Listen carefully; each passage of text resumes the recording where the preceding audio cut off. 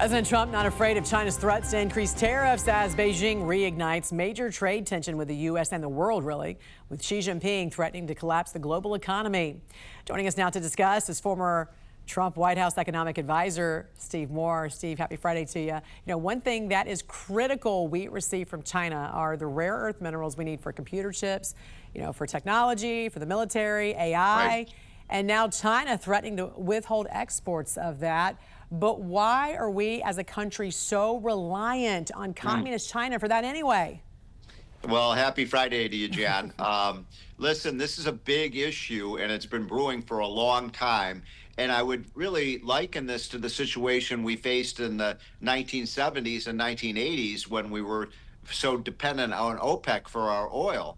And we know what happened then is that these OPEC countries had a knife to the neck of the American economy, and they could throw it into recession by increasing or reducing the amount of oil they let flow to us. Now we have the same situation with these critical minerals, and you can see on the screen there that about 15 or 20 of the major minerals that we need for our national defense, that we need for our manufacturing, that we need for our technology industry, microchip industry, needs these minerals. And yet, Jan, we're like 80 to 90% dependent on China and Russia for these minerals. So we have to figure out a way that we can get the minerals here because we have them in the mountains of Dakotas, of Utah, of Colorado, of Montana. So we haven't been doing drilling in this country now for about 25 years, and we've got to get drilling. And I think that's exactly what the Trump administration wants to do, but it's going to take a while to get those mines up and running again. What American industries will be impacted,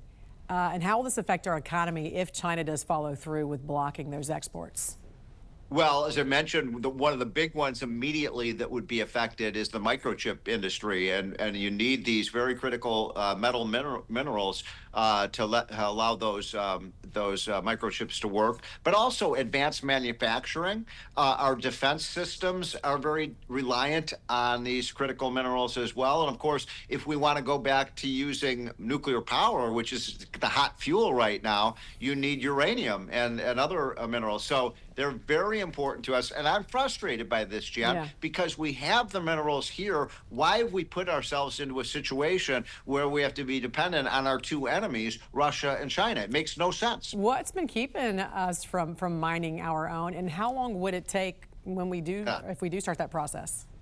Well, that's the problem, right? To get these mines up and running, it could take 3, 4, 5, 6 years. But my point would be, well, let's get going then. Let's start. Let's start tomorrow. I have talked to Secretary Doug Burgum, who is the Interior Secretary. He's all in on this, and our report, by the way, people should go to unleashprosperity.com. You can see that by the best estimates, that one of the best geologists in the world says that, are you ready for this, Jen? The value of these resources that we have right beneath us is like a treasure chest worth $12 trillion. There you go. That's what, a third of the deficit. So it'll take care of some of that. That's a big number.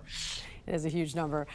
There's something you posted I want to talk about, and that's with AARP. Reportedly got $9 billion from United Health. So the country's largest health insurer is essentially partners with the largest senior citizen group in the country. How troubling is this, Steve, when it comes to AARP's push to expand healthcare subsidies that's going to, enrich health insurance companies like United Health?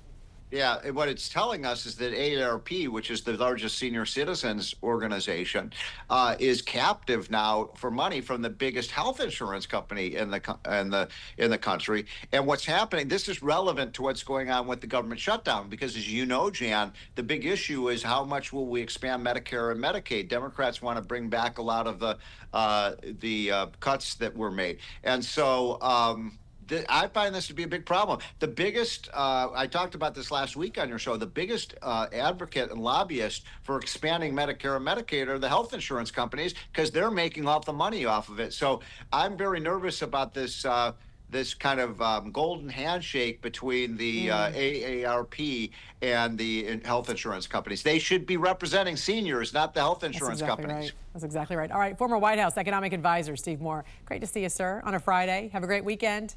You too.